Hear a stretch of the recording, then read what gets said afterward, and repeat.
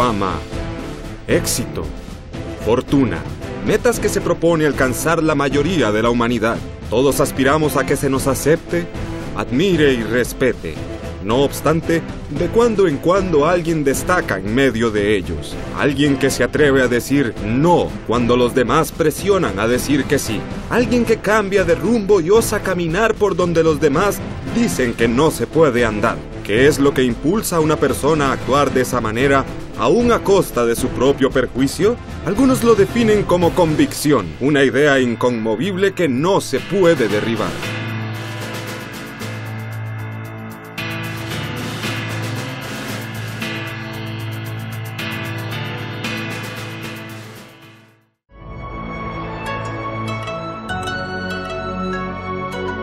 En 1902, en la ciudad de Tianjin, al norte de la China, nació el segundo hijo de James y Mary Little, dedicados misioneros escoceses. Lo llamaron Eric Henry Little. Durante esos turbulentos años en que la China se vio azotada por olas de gran agitación social y política, cosa que a menudo conlleva grandes riesgos para los misioneros y trabajadores extranjeros, la familia Little se mantuvo fiel a su misión y llamado. Eric prácticamente pasó los primeros 5 años de su vida en una misión rural de Shaoxing, y al cumplir los 5 años, su padre se tomó unas vacaciones después de mucho tiempo. Al regresar a Escocia, la familia Little tenía 3 hijos, Rob, Eric y su hermana menor, Jenny. Seguramente les debe haber resultado extraño encontrarse en las verdes praderas de Escocia, paisaje tan distinto al del norte de China. Sin embargo, también gozaban de mayor libertad para jugar y explorar a sus anchas. Pasaron allí cerca de 1 año, al término del cual, tal como era costumbre entre los integrantes de la Sociedad Misionera de Londres, dejaron a sus hijos, Rob y Eric, en un internado. ¡Qué tremendo sacrificio! Pienso que para mi abuela eso debió de haber sido muy, pero muy difícil. Estudiaban en el colegio Etham, que quedaba en las afueras de Londres, y los veían cada 7 años. No creo que Rob y Eric se hayan resentido por el hecho de que sus padres los pusieran en un internado, aunque no me cabe duda que la separación debe de haber sido muy difícil. Mary Little les escribía semanalmente, y en la escuela a la que asistían era obligatorio que los alumnos escribieran a sus padres cada semana. Cuando Eric volvió a ver a sus padres ya tenía 12 años. Sus padres, su hermana y el recién nacido Ernest, flamante miembro de la familia, regresaron a Inglaterra para descansar de sus labores en China. Como es de esperarse, fue una ocasión memorable. Sin embargo, la visita se les pasó volando. 1 año después, la familia de los muchachos retornaba a China, y Rob y Eric se quedaron en el internado.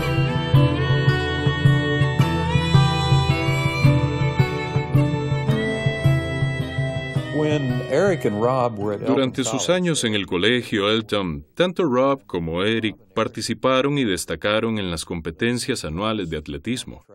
Ambos eran deportistas muy talentosos. Eran veloces, hábiles en el cricket y en el rugby, y ya de adolescentes el torneo anual parecía haberse convertido en el torneo de los Little. Ambos se alternaban en los primeros lugares de los diversos eventos. Durante su estadía en la escuela, Rob y Eric empezaron a mostrar un talento excepcional para los deportes.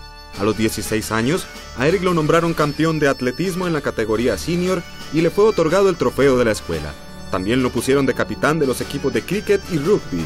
Y consta en los registros que hubo 1 año en que ambos hermanos ocuparon primero y segundo puesto en 6 competencias distintas. Es más, Eric impuso un nuevo récord en la escuela de 10.2 segundos en los 100 metros planos. Al cabo de 7 años, la familia de Eric encontró a su regreso ya no a 2 pequeñitos, sino más bien a 2 jóvenes hechos y derechos, esperándolos en la estación del tren. Rob tenía 21 años y Eric 19. Ambos estudiaban en la Universidad de Edimburgo.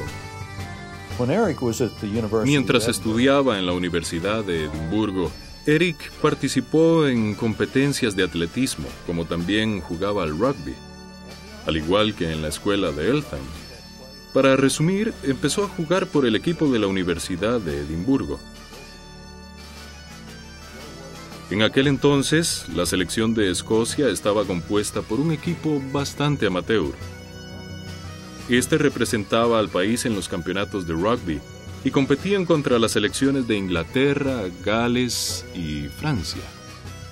Eric jugó de wing o a las 3/4 para el equipo escocés durante los años 1922-1923 y participó 7 veces en el seleccionado de rugby de Escocia.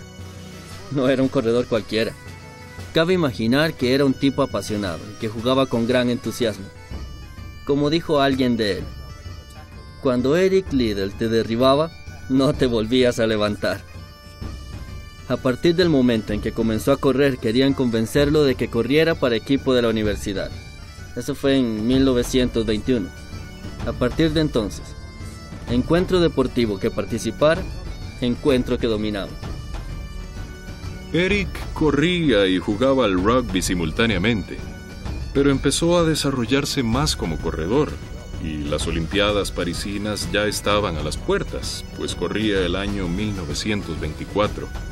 Llegó a la conclusión de que si deseaba participar en las Olimpiadas, no era lo más aconsejable seguir jugando al rugby, pues por ser un deporte de contacto, las lesiones estaban a la orden del día. Así fue que luego de 2 años de jugar con la selección internacional, se retiró en el año 1923 para concentrarse plenamente en las carreras.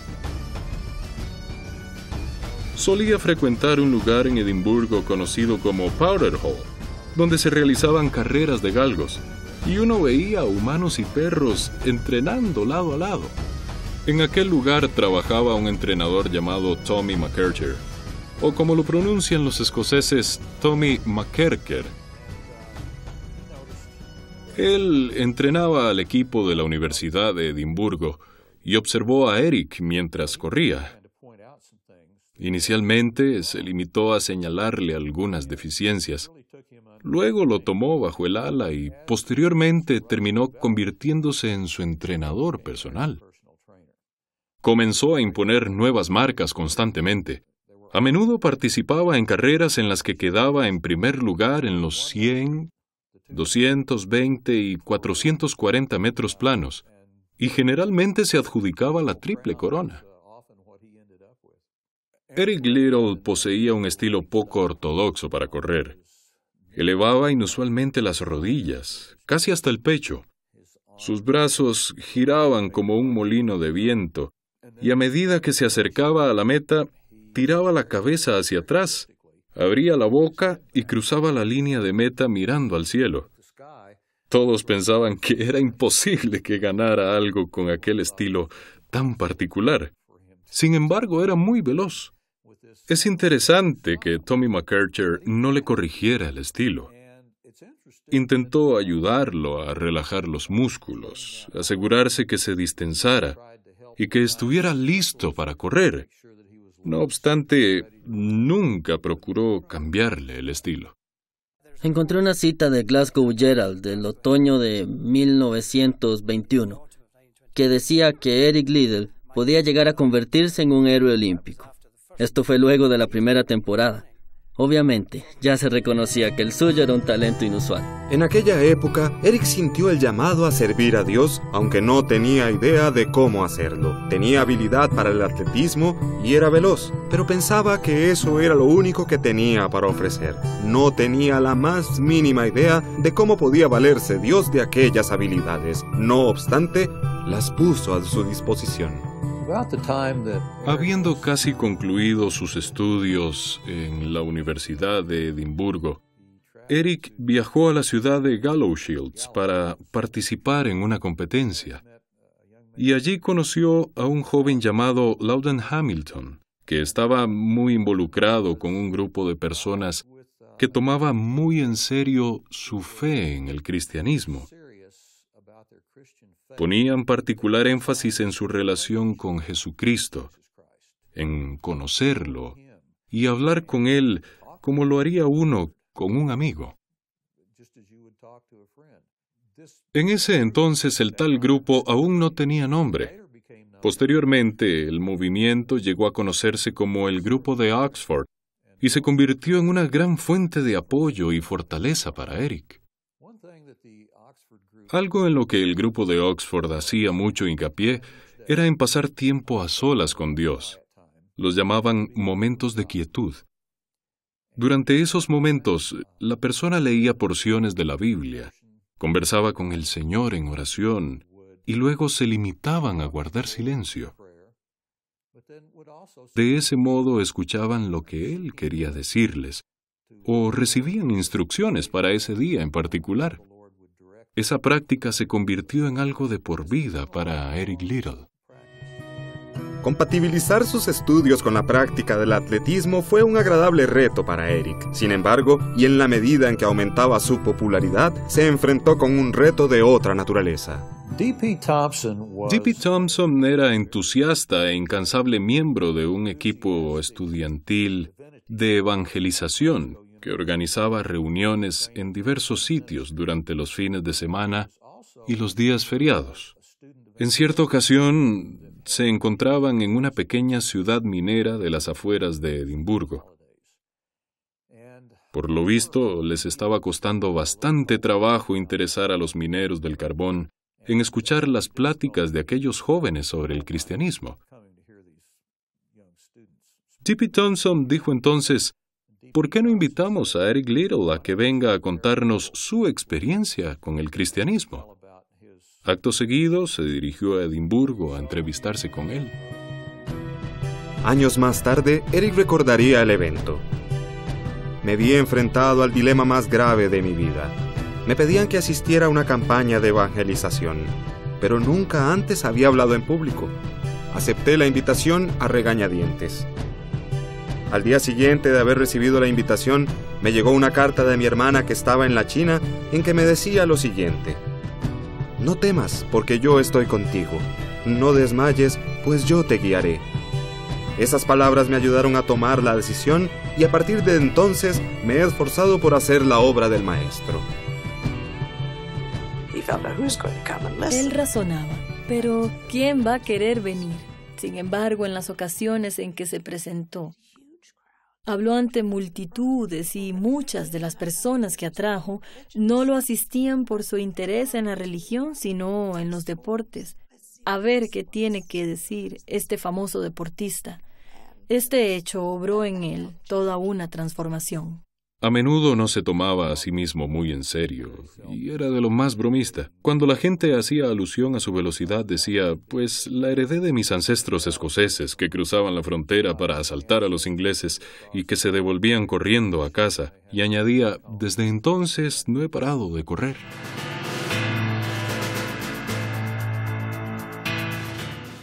Eric comenzaba a concentrarse en las Olimpiadas. Ya había dado inicio a los entrenamientos.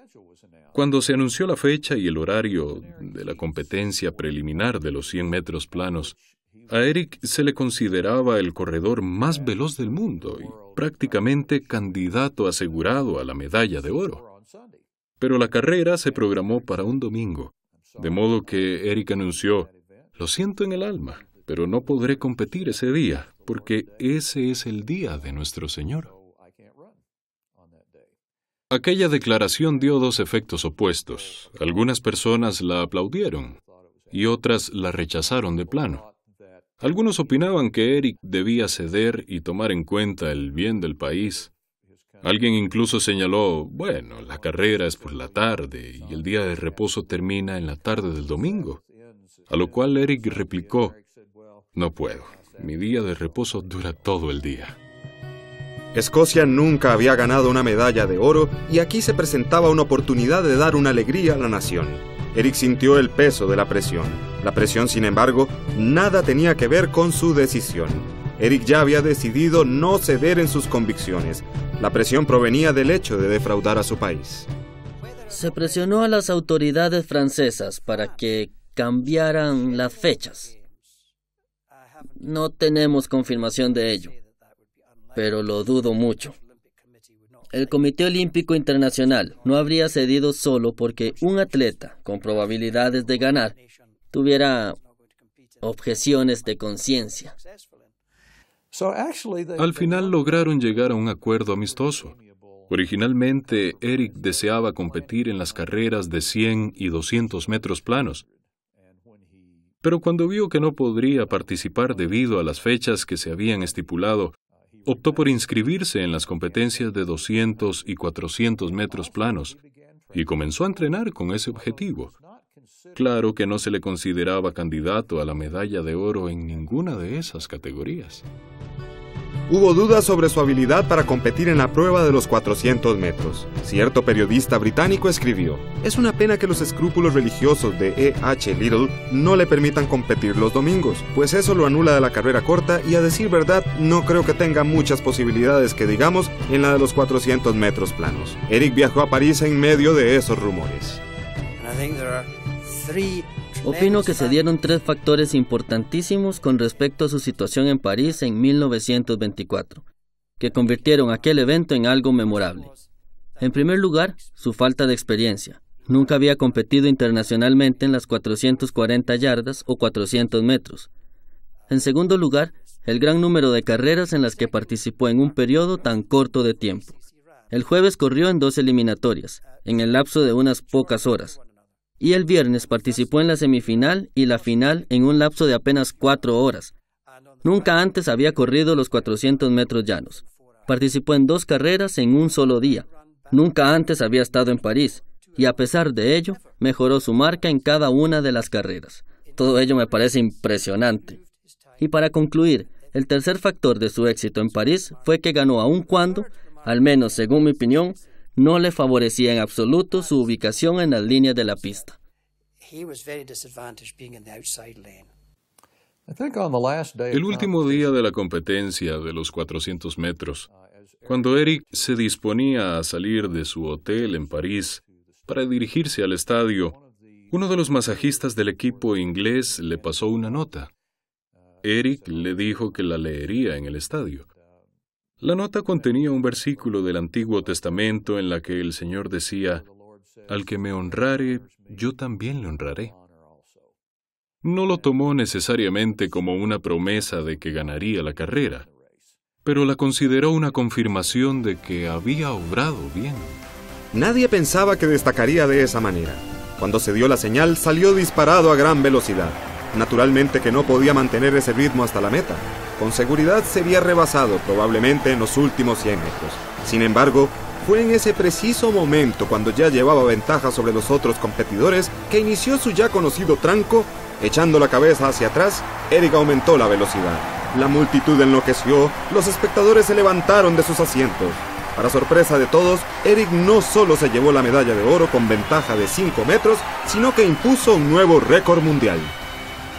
Si hubiera claudicado en cuanto a sus principios para obtener la medalla de oro, no habría ganado, no habría tenido ese mismo fuego.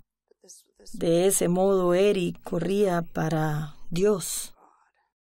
Aquí teníamos a un hombre que vivía su cristianismo y definitivamente influía. Tenía impacto en su actividad deportiva. No se limitaba al asunto de guardar el día del Señor. Era toda su actitud en torno a sus creencias.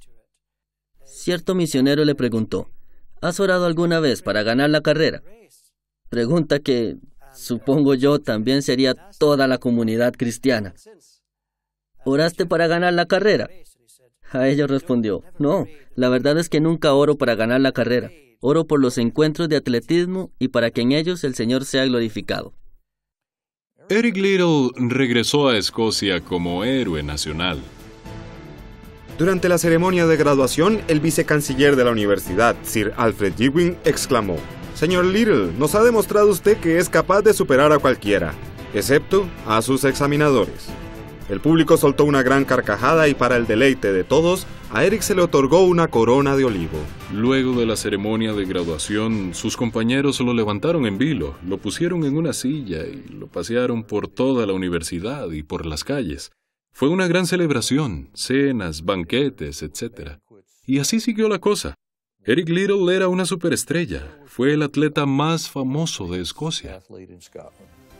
Mientras se sucedían las celebraciones y las ceremonias de felicitación, D.P. Thompson se mantenía ocupado agendando el resto del año con reuniones de evangelización en las cuales Eric sería el orador invitado. Luego de ganar la medalla de oro, su fama y notoriedad aumentaron aún más. Cada vez que se presentaba en público, cantidad de gente asistía a escucharlo. Durante uno de los eventos organizados en su honor, Eric sorprendió a su público. Al cierre de la cena, dio un discurso en que anunció su intención de irse de misionero en la China para dedicarse a la enseñanza. En fin, para quienes lo conocían no fue gran sorpresa. Había muchos que no coincidían con la idea, pues opinaban que permaneciendo en Escocia podría hacer una buena labor entre la juventud. Sin embargo, Eric estaba bastante decidido. Consideraba que quienes habían servido en China, los misioneros, habían hecho tanto más que él. Decía, no es justo que yo reciba tanta atención cuando ellos han hecho tanto o más que yo. Su velocidad era un don de Dios que lo ayudó en la vida. Era algo de lo cual disfrutaba, pero no hasta el punto en que considerara que estaba por encima de los demás. Su participación en los deportes lo llevó hacia las cimas mayores. No fue el fin y los medios. La verdadera obra de su vida fue su labor en China, su trabajo misionero. Luego de su victoria olímpica, se sabía que tenía planes de permanecer un año en Escocia y posteriormente ir a China como profesor en las misiones.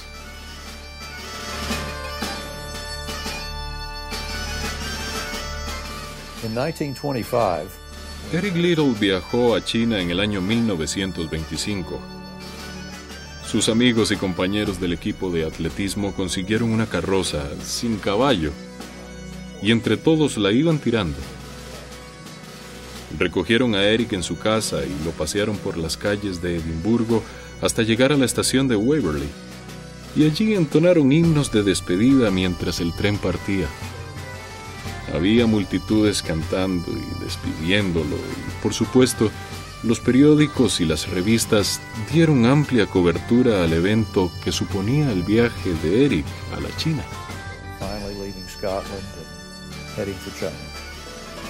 Las últimas palabras de Eric al subir al tren fueron: Cristo para el mundo, pues el mundo necesita a Cristo. Eric consiguió trabajo como profesor de química y supervisor deportivo en Tianjin, donde los estudiantes y el cuerpo docente lo recibieron con cariño. Al igual que en Inglaterra, Eric continuó dando a conocer activamente el Evangelio, organizando estudios de la Biblia, predicando y aprovechando los eventos deportivos para compartir su fe. Pocos años después conocería a alguien que tendría gran impacto en su vida. about a year after Eric arrived in China, Cuando Eric llevaba ya casi un año en China, la familia Mackenzie regresó de sus vacaciones en Canadá y con ellos venía Florence, que tenía alrededor de 15 años. Con el paso de los años surgió una fuerte atracción entre ellos. Ella tenía 10 años menos que Eric. Cortejarla no sería tan fácil. Sin embargo, al interior de la comunidad misionera se realizaban muchas actividades en que la gente se congregaba y allí se conocieron. Ella tomaba clases de piano con mi tía Jenny, hermana de mi padre, y también enseñaba en la escuela dominical. Allí entablaron contacto y lo chistoso es que cada vez que a ella le tocaba su clase de música, llegaba él de visita a tomar el té.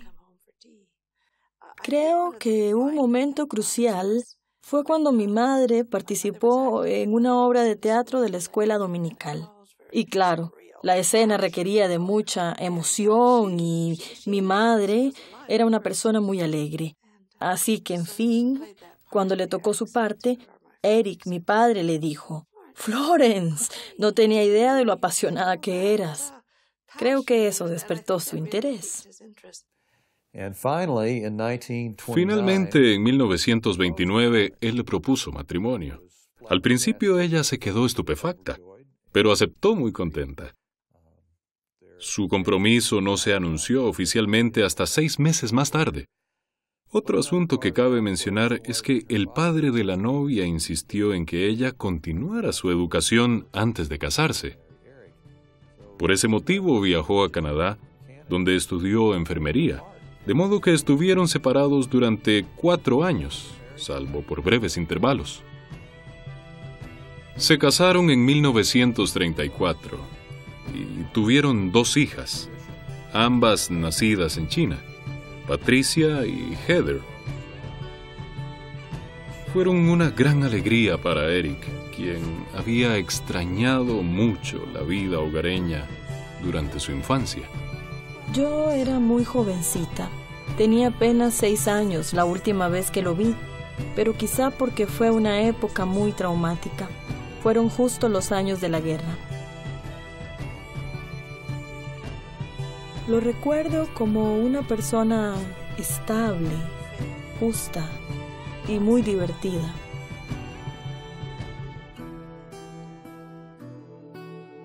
Recuerdo una carrera que hicimos juntos, padre e hija. Ambos corrimos, pero él partió primero y tenía que pasarme la posta o algo así. Como lo hizo tan rápido, yo demoré a propósito para esperar a que los demás me alcanzaran. Pero él me dijo: no lo hagas, debes ser justa. Corre, esfuérzate. Corre lo más rápido que puedas, no hagas trampa. Sé justa, pero haz tu mejor esfuerzo. Da siempre lo mejor de ti. En 1937 dejó la enseñanza para dedicarse plenamente a la evangelización en las zonas rurales de Xiaoshan, donde había vivido sus primeros años junto a sus padres. La situación política era bastante inestable en ese momento. La invasión japonesa de la China lo cambió todo. En la lucha participaban los ejércitos rivales, el ejército del gobierno, el ejército comunista y diversos señores de la guerra que luchaban por territorio. Durante ese periodo, Eric no sabía qué situación esperarse en sus viajes pastorales y de evangelización a las zonas rurales de Xiaoshan. A principios de 1941, la situación en China se volvía cada vez más inestable. En Europa, la guerra estaba en pleno furor. Inglaterra era bombardeada cada noche por los alemanes. Hitler avanzaba a toda marcha sobre Europa, aparentemente imparable. Y Japón aumentaba su control sobre el norte de China y otras partes de Asia. Mi madre quedó embarazada de su tercer bebé, suceso que planteó un dilema para los Little. Finalmente decidieron que mi madre regresaría a Canadá conmigo y con mi hermana, donde ella daría luz y esperaría a mi padre. Él ya había expresado que no podía abandonar a su gente, a lo que ella respondió: tu trabajo está junto a ellos, son tu responsabilidad. Nosotras estaremos bien en Canadá. No podía abandonarlos, de modo que se quedó. La última vez que lo vi, nos acompañó a Japón, donde nos embarcamos hacia Canadá. Mi madre estaba encinta con Maureen. Y al abordar me dijo: Patricia, pórtate como grandecita y cuida de tu madre hasta que nos volvamos a reunir. Así pensé: bien, ya soy grande y esto es lo que se espera de mí. Y bueno, uno lo hace nomás. Eso es lo que se espera y punto. Ellos pensaban que estarían separados por 1 año y luego él les daría el encuentro. Sin embargo, eso cambió con el bombardeo a Pearl Harbor en diciembre de 1941. Pasaron 9 meses sin que supiera nada. No tuve ni una sola noticia. Mi madre, fue muy difícil para ella. Era muy joven. Tenía 20 y tantos años y nunca se imaginó que no volvería a verlo. salvo en una ocasión en que ambos estaban en unas bancas en Loch Lomond cantando: yo tomaré la cima y tú el valle, y llegaré a Escocia antes que tú.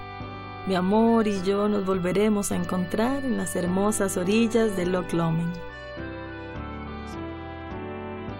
Él era un hombre fuerte y lleno de vida, por lo que ella pensaba que si alguien sobreviviría, sin duda sería él. Hasta entonces, los japoneses consideraban a los habitantes del norte de China extranjeros nacionales.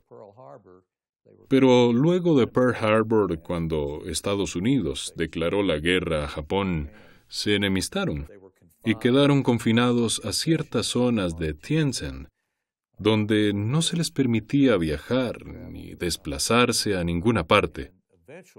Por fin, los japoneses los trasladaron a campos de concentración, donde les resultaba más fácil controlarlos.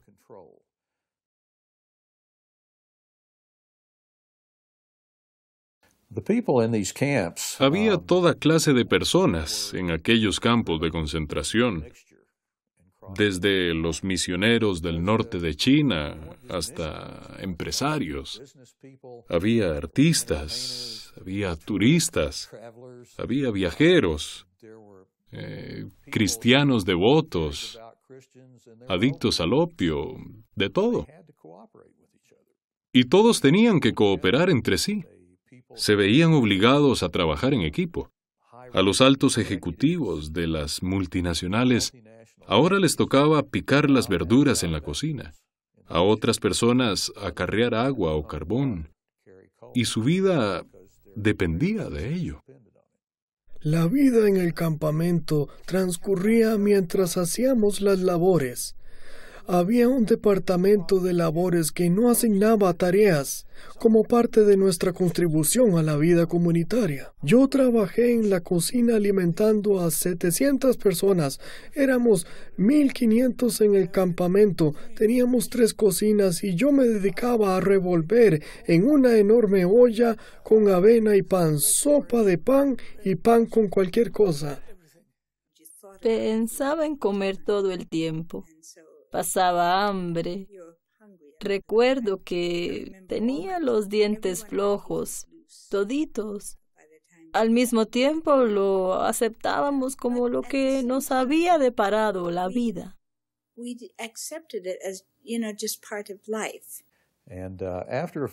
Al cabo de unos meses, repatriaron a un grupo de canadienses como parte de un intercambio de prisioneros. Los reemplazaron con un grupo de 300 niños y jóvenes de la escuela china misionera de Chifu. La mayoría de los niños eran hijos de misioneros que se habían separado de sus padres al ingresar a un internado de la China. Eric le tomó mucha simpatía y compasión a aquel grupo de niños y adolescentes y les dedicó mucho de su trabajo y su tiempo. Creo que al segundo día de llegar al campamento, alguien me señaló a una persona y me dijo: él corrió en las Olimpiadas. Es el que se negaba a correr los domingos. Así fue que supimos quién era. Nos trataba como amigos, andaba por todo el campamento animando a la gente, haciendo preguntas. Era particularmente amable con los estudiantes de Chifu, que se encontraban separados de sus padres. Él mismo extrañaba a su familia y por eso trataba muy bien a los niños de Chifu. Yo era uno de ellos. Había escuchado de él como quien se entera una persona que vive lejos. Una de esas estrellas de otro país. Alguien quien seguramente nunca conocería. Un nombre famoso. Ahora bien, descubrir que vivíamos en el mismo sitio y al poco tiempo compartir dormitorio con él fue... En fin, basta con decir que me costó acostumbrarme. Eric continuó practicando sus momentos de meditación en el campamento, a pesar de la falta de intimidad, ya que no había dormitorios privados. Principalmente entre los solteros dormían de 4 a 6 personas por habitación. Eric se levantaba muy temprano y se alumbraba con su lamparita de aceite. Uno de sus compañeros de habitación, Joe Cottrell, se percató de esta costumbre de levantarse a orar y leer la Biblia, y como Joe tenía la misma costumbre, se convirtieron en compañeros silenciosos que comenzaban así el día. Fue aquella experiencia la que me permitió mantenerme estable durante esa época de internamiento. Eric tenía una base firme, no solo en lo que se refería a su conocimiento de la Biblia, sino también en su actitud frente a la enseñanza del libro. No tenía la actitud del predicador fogoso que va preguntando a todo el mundo si es salvo o no. Más bien se dirigía al meollo del asunto. Les enseñaba a leer la Biblia, a orar, a experimentar una transformación interior, a cambiar de actitud ante Dios y ante los demás. Si pudiera resumir en una palabra las acciones de Eric, escogería esa sencilla palabra cristiana: amor. Posteriormente tuve la oportunidad de describirlo, y lo describí como el hombre más parecido a Cristo que he conocido, no conforme a un estereotipo, sino como alguien que, al igual que él, vino al mundo a vivir esta misma vida que todos llevamos. Además, Eric manifestó amor a todos, buscó amar y enseñar el amor de Dios a todas las gentes. Si teníamos necesidad de hablar con alguien, buscábamos siempre al tío Eric. Me refiero a los problemas que enfrentamos durante la adolescencia. Él siempre estaba presente para ayudarnos. Conversaba con los jóvenes, les enseñaba química, ya que los estudios continuaban y los chicos no dejaron de estudiar. Sencillamente buscaron personas que pudieran enseñarles. Se metió en eso aunque no había lugar para un aula. Pero enseñaba individualmente y en grupos pequeños. También actuaba de árbitro en algunos juegos y contribuía en la organización de las actividades de atletismo. Se cuenta que en cierta ocasión, un domingo en la tarde, Eric veía a un grupo de alumnos que estaban jugando, no sé, creo que al hockey o algún otro deporte por el estilo, y resulta que no había nadie que hiciera de árbitro. Pues parece que el juego degeneró en un conflicto y terminó en pelea. Eric accedió a ser de árbitro los domingos por la tarde, aunque tenía firmes convicciones que lo obligaban a guardar el día de reposo. Aún así, consideraba que existía la necesidad y que esa era una forma de ayudar y animar a los jóvenes. Cambió su postura en este aspecto. A mí me pareció muy interesante porque, claro, todos recuerdan a Eric por eso. Sin embargo, su fe cristiana se ajustaba al momento y al lugar y a cómo vivimos las enseñanzas de Cristo en el momento actual, conforme a la situación. Un interrogante que surgió fue si era realista el ideal de que llegáramos a amar a los guardias japoneses y al pueblo japonés. Era un tema de lo más candente. Lo discutimos e incluso recuerdo que leímos Mateo 5, los últimos versículos que dicen: «Sed perfectos, como vuestro Padre Celestial es perfecto». Es perfecto, y entonces convinimos en que era un buen ideal a seguir. Ama a tus enemigos. Él sonrió y dijo: «Estoy de acuerdo». Y añadió: «Entiendo que el versículo dice: ama a tus enemigos y ora por los que te persiguen». Nosotros dedicábamos tiempo a orar por la gente que nos gustaba, pero la verdad es que no orábamos por aquellos que nos disgustaban. En fin, nos exhortó a que oráramos por los japoneses. Dijo: «Yo pido cada mañana por los japoneses». Así que comencé a orar por los japoneses. Fue a partir de entonces que surgió mi interés en la cultura japonesa. Así comenzó todo. Hacia finales de 1944, uno de sus compañeros de habitación me comentó que había notado que a Eric le costaba expresarse, que ya no podía hacerlo con la misma fluidez de siempre, que ya no bromeaba tan a menudo, cosa que extrañaban.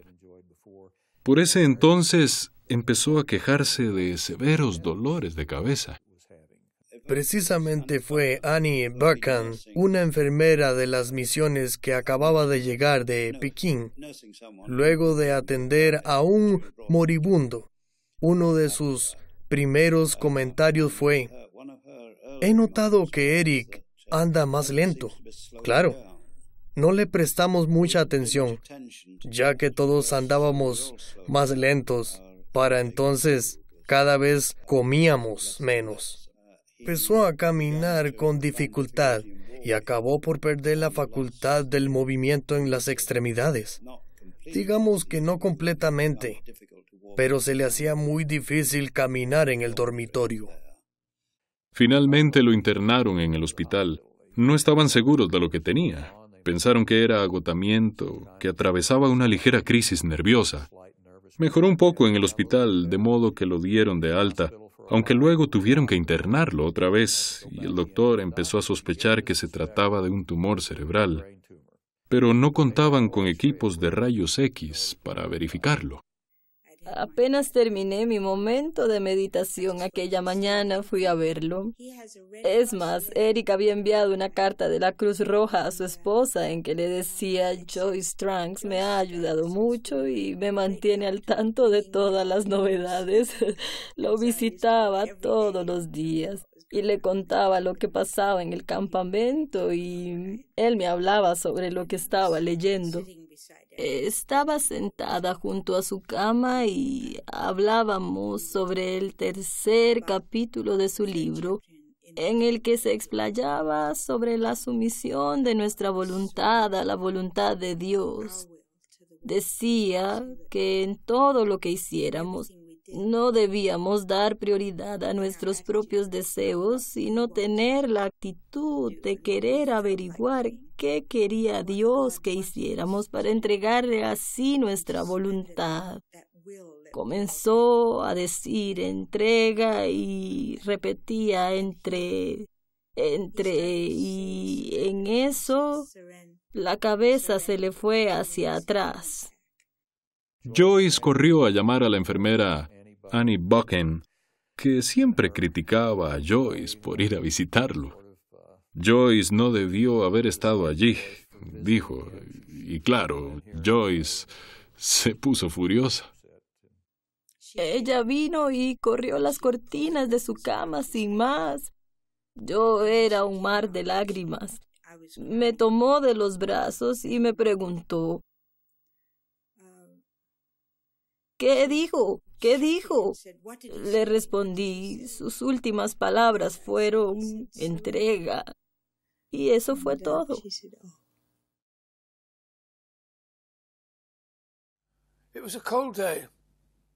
Era un día muy frío. Había estado nevando.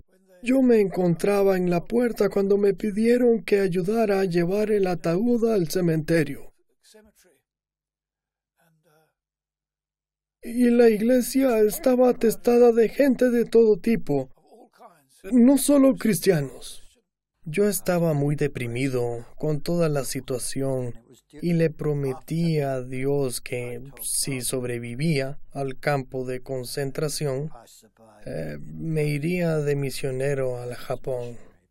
Al día siguiente de su muerte, cuando la noticia se difundió, observé cómo hombres adultos, quienes, creo yo, no habían derramado una lágrima en los últimos 50 años. Lo lloraban no por su fama en las Olimpiadas, sino porque era Eric, el tipo de persona que era amigo de todos. Mi padre y Annie Buchan me llevaron a ¿cómo describirlo? Un pequeño galpón que Annie había arreglado con mucho cariño. Recuerdo verlo allí descansando en paz y haber pensado, ya no está aquí, ya se fue. Me dio mucho consuelo saber que se había ido con el Señor, a quien tanto amaba. Sé que una persona que no era cristiana expresó, Jesucristo vivió con nosotros en este campo, pero ayer murió.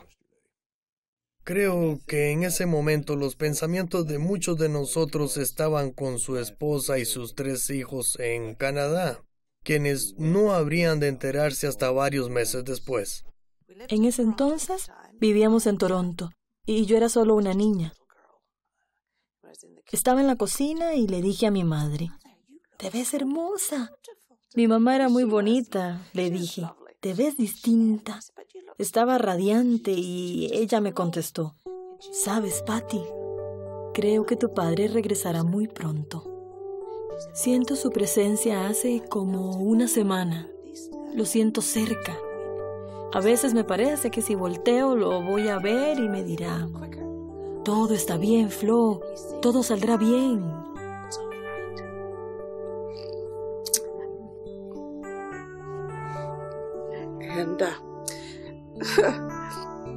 Esto sucedió una semana antes de que recibiera la carta. El telegrama lo recibió alguien del piso de arriba. Decía que había muerto en febrero. Mi madre no lo podía creer, pero me comentó. Él estaba allí diciéndome, todo saldrá bien.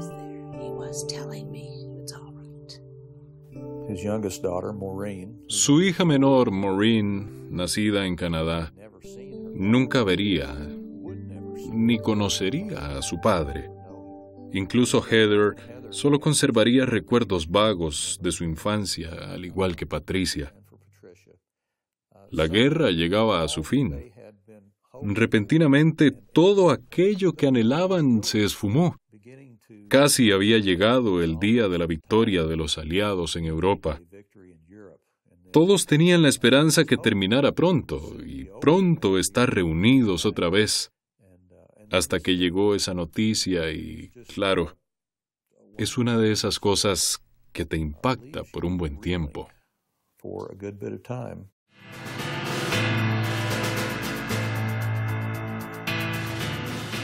Teníamos un tablero de anuncios donde ponían las noticias. El rumor del día era que los norteamericanos, o más concretamente que un B-29 norteamericano, había lanzado una bomba atómica sobre Hiroshima. Una noticia así era algo bastante concreto.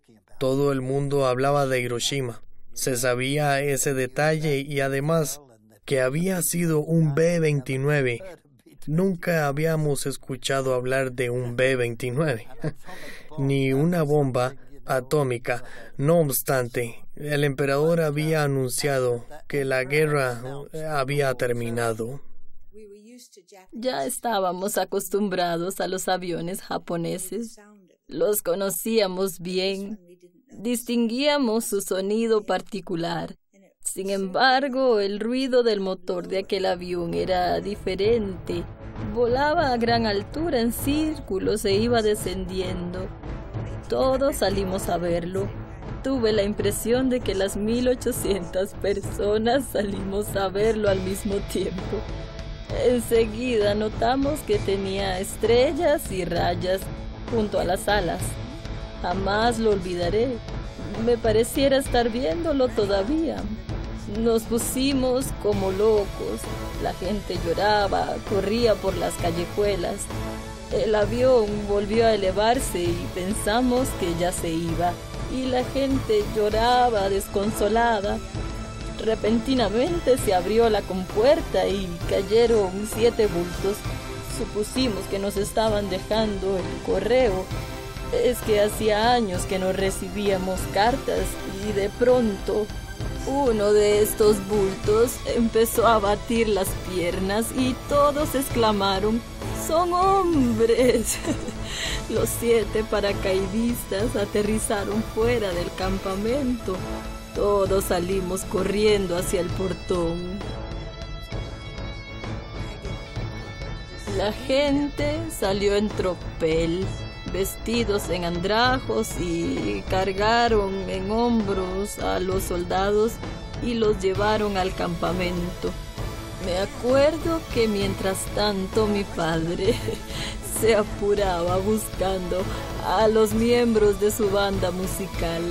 Habían estado practicando los himnos nacionales de todos los aliados que allí habíamos. Practicaban sin cantar la melodía para que los japoneses no reconocieran las tonadas.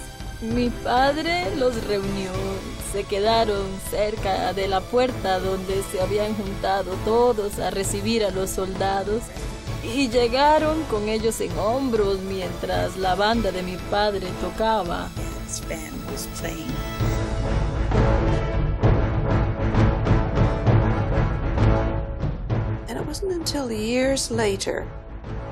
Me tomó años descubrirlo, pero creo que hubo una razón por la cual se quedó en el campamento. Conocí a muchos de los niños que estuvieron en ese campo de concentración. Eran de la misma edad que nosotros y no tenían a sus padres. Nosotros estábamos a salvo, ellos estaban solos. La mayoría de ellos salió adelante y en buena parte se debió a la influencia estabilizadora de mi padre. Eric fue el resultado de la influencia de muchas personas. Sus padres, el interés que pusieron en él, sus oraciones, el amor que le prodigaban a pesar de que sentían que Dios los había llamado a servirlo, y eso requería el sacrificio de vivir separados gran parte de sus vidas. Sus maestros del colegio de Eltham que lo motivaron de variadas maneras. Su hermano Rob también tuvo gran influencia en él. Y por supuesto, Florence trajo gran gozo a su vida. Fue quien lo completó, quien le brindó un hogar, una familia, algo que no había conocido en sus primeros años. Hay muchos factores de por medio en la formación del carácter de una persona. Para mí fue un gran despertar. Una luz guía en mi vida. Su ejemplo hizo que la vida de Cristo cobrara para mí relevancia. Me hizo sentir que si seguimos a Cristo, debemos hacer lo que Él nos ha pedido donde sea que estemos, sin importar la situación en que nos encontremos. Integridad. Era una persona íntegra y la gente apreciaba esa cualidad. Durante las Olimpiadas, su postura de no competir en domingo generó admiración por su integridad y generosidad. Servía a los demás, eso lo describe muy bien. Y repito, a mi modo de ver, él vivía con creces lo que predicaba. Era una persona humilde. Él no pensaba que los demás... No creo que tuviera la actitud de que todos tienen que ser así o asá. Él vivía conforme a su propia fe. No andaba diciendo a los demás que se comportaran como él, para nada. Su fe era sencilla, una fe muy personal y no creo que anduviera juzgando a los demás. Cada uno tiene su fe. Por ejemplo, con el tema de no competir los domingos. Si alguien más deseaba competir ese día, él consideraba que no era asunto suyo juzgarlo. Así lo habían criado. Era su fe y no iba a transigir ni siquiera por una medalla de oro.